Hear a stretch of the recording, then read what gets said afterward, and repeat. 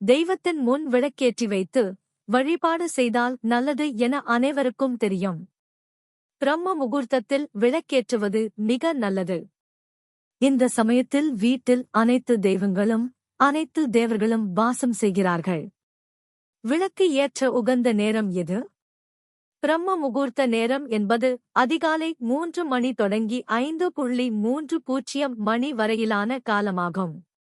அதிகாலையிலேயே விளக்கேற்ற முடியாவிட்டாலும் குறைந்தபட்சம் 6 மணிக்கு முன்பாக விளக்கேற்ற வேண்டும். காலை மாலை இரு வேளைகளும் வீட்டில் விளக்கேற்றுவது நல்லது. காலையில் சூரிய உதயத்திற்கு முன்பாகவும் மாலையில் சூரிய அஸ்தமனத்திற்கு பிறகும் விளக்கேற்ற வேண்டும். எத்தனை முகம் விளக்கேற்றலாம்? ஒரு முகம் நற்பலன்களை மத்தியமமாக தரும். இருமுகம் குடும்ப ஒற்றுமை. 3 முகம் புத்திரர்கள் தொடர்பான இன்பங்களை பெற்று தரும். 4 முகம் அஷ்டலட்சுமிகளின் அருளோடு சர்வ நலன்களையும் தரும். 5 முகம் வீட்டில் செல்வம் எப்போதும் செழித்துக் கொண்டே இருக்கும். எத்தனை விளக்குகள் ஏற்றலாம்?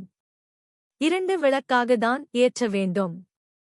காமாட்சி விளக்கு, அகல் விளக்கு, ஒரு குறிப்பிட்ட தெய்வத்திற்கான விளக்கு, வெள்ளி விளக்கு என எந்த விளக்கு ஏற்றினாலும் ஒரு விளக்காக ஏற்றுவதை விட 2 விளக்காக ஏற்றுவதே சரியானது. ஒரு காமாட்சி விளக்கு, ஒரு அகல் விளக்கு என்றும் ஏற்றலாம். 2 அல்லது 2ற்கு மேற்பட்ட தீபங்கள் என்பதே விசேஷ பலன்களை தரும். விளக்கு ஏற்றக்கூடிய கூடாத திசைகள். கிழக்கு துன்பம் அனைத்தும் நீங்கும். மேற்கு கடன்களையும் தோஷங்களையும் நீக்கும். வடக்கு செல்வம், ஞானம், அறிவு ஆகியவற்றை வளர்க்கும். தெற்கு திசை நோக்கி தீபம் ஏற்றக்கூடாது. விளக்கு ஏற்ற பயன்படுத்த வேண்டிய திரிகள். பஞ்சுத்திரி சகல நன்மைகளையும் தரக்கூடியது. குடும்ப ஒற்றுமை, மங்களம் தரும். வெள்ளை துணி திரி எல்லா வகையான நற்பலன்களையும் தர்ம பலன்களையும் தரும். மஞ்சள் துணி திரி அம்பாளின் கருணையோடு மன தைரியத்தை தரக்கூடியது. சிவப்பு துணி திரி நாள்பட்ட அல்லது தடைப்பட்ட திருமணங்களை நடத்தி தரும். செவ்வாய் தோஷம் நீங்க, முருகன் அருள் கிடைக்க, குழந்தை பாக்கியம் கிடைக்க செய்யும். ஜூட் வாழை தண்டு திரி புத்திர பாக்கியத்தை உண்டாக்கும். தெய்வ குற்றத்தை நீக்கும். முன்னோர்களின் சாபம் நீங்க, தீய சக்திகள் நெருங்காமல் இருக்க பாதுகாக்கும். தாமரை தண்டு திரி செல்வ தளத்தை பெருக்குவதுடன் முன் ஜென்ம பாவங்களையும் வினைகளையும் நீக்கி நன்மைகளை தரக்கூடியது. 1. திரிகளை வீட்டிலேயே தயாரிக்கலாமா? விசேஷ பூஜைகளுக்காக வண்ண திரிகளை பயன்படுத்தும் அந்த நிற துணியை பன்னீரில் நனைத்து காய வைத்து அதை திரி வடிவில் திரித்து விளக்கு ஏற்றலாம். குறிப்பிட்ட வேண்டுதல் உள்ளவர்கள் அதற்குரிய நிற திரிகளை பயன்படுத்தலாம். மற்றவர்கள் வெள்ளை நிற திரிகளை பயன்படுத்தி விளக்கு ஏற்றலாம். 2. என்னென்ன விளக்கிற்கு என்னென்ன பலன்கள்? மண் விளக்கு அகல் விளக்கு சகல விதமான நன்மைகளையும் பெற்றுத் தரும். 3. வெண்கல விளக்கு தோஷத்தை போக்கி ஆரோக்கியத்தை மேம்படுத்தும். 4. செம்பு விளக்கு மனதில் அமைதியையும் வீட்டில் அமைதியான சூழலையும் ஏற்படுத்தும். 5. பித்தளை விளக்கு குடும்ப ஒற்றுமை. வெள்ளி விளக்கு வீட்டிலும் மனதிலும் அமைதியை ஏற்படுத்தி மகாலட்சுமியின் அருளை நிறைவாக பெற்று தரும். 6. தங்க விளக்கு ஆயுளை நீட்டிக்கும். 7. பஞ்சலோக விளக்கு தேச வசியத்தை உண்டாக்கும். 8. இரும்பு விளக்கு சனி பகவானால் ஏற்படக்கூடிய பிரச்சனைகளில் இருந்து காக்கும். விளக்கு ஏற்ற உகந்த எண்ணெய், அவற்றின் பலன்கள். பஞ்சக்கூட்டு எண்ணெய், நெய், நல்லெண்ணெய் போன்றவற்றை விளக்கேற்ற பயன்படுத்தலாம். கடலை எண்ணெய் பயன்படுத்தக்கூடாது. நெய் செல்வ வளத்தை பெருக்கும், நினைத்ததை நிறைவேற்றும். நல்லெண்ணெய் ஆரோக்கியத்தை மேம்படுத்தும். விளக்கெண்ணெய் புகழை உண்டாக்கும். தேங்காய் எண்ணெய் வசியத்தை பெற்றுத் தரும்.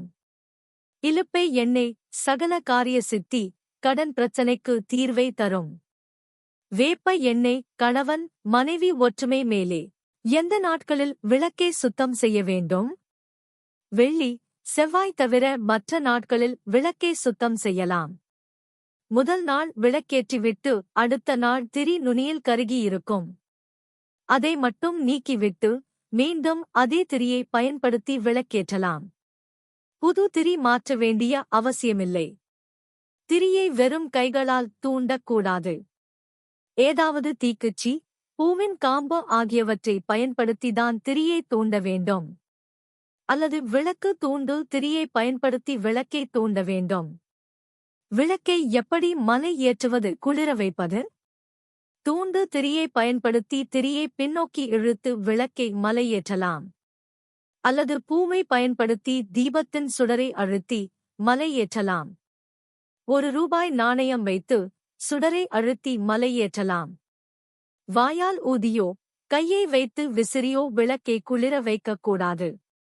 ஆண்கள் விளக்கேற்றலாமா? தாராளமாக ஏற்றலாம்.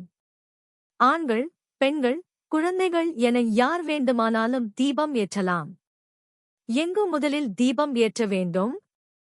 வீட்டின் நிலைவாசலில் முதலில் தீபம் ஏற்றிய பிறகு பூஜை அறையில் ஏற்ற வேண்டும். உள்ளே ஏற்றிய தீபத்தை வெளியில் கொண்டு சென்று ஏற்றக்கூடாது. வெளியில் தீபம் ஏற்றி அதை எடுத்துக் கொண்டு வந்து வீட்டிற்குள் தீபம் ஏற்றுவதுதான் சரியானது. கடவுளை வணங்கும் முன் சொல்லப்படும் ஒரு மந்திரம் மங்களகரமானது, ஆரோக்கியத்தை தருவது மற்றும் செல்வத்தை வழங்குவது என்று போற்றப்படுகிறது. மேலும் தீய எண்ணங்களை அழித்து நன்மையை அருளுமாறு பிரார்த்திக்கப்படுகிறது.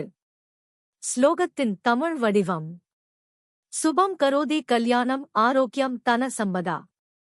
சத்ரு புத்தி விநாசாய தீப ஜ்யோதிர் நமோஸ்துதே. சுபம் கரோதி கல்யாணம் ஆரோக்கியம் தன சம்பதா. சத்ரு புத்தி விநாசாய தீப ஜ்யோதிர் நமோஸ்துதே. சுபம் கரோதி கல்யாணம் ஆரோக்கியம் தன சம்பதா. சத்ரு புத்தி விநாசாய தீப ஜ்யோதிர் நமோஸ்துதே. பொருள்: சுபம் கரோதி கல்யாணம். மங்களகரமான காரியங்களைச் செய்பவனே, மங்களத்தைத் தருபவனே. ஆரோக்கியம் தன சம்பதா. ஆரோக்கியத்தையும் செல்வத்தையும் கொடுப்பவனே.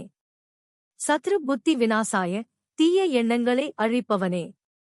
தீப ஜ்யோதிர் நமோஸ்துதே.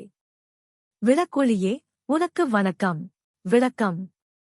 இந்த ஸ்லோகம் விளக்கு ஏற்றும் போது அதன் ஒளியை வணங்கி நன்மைகளை நாடிச் செய்யப்படும் பிரார்த்தனை ஆகும்.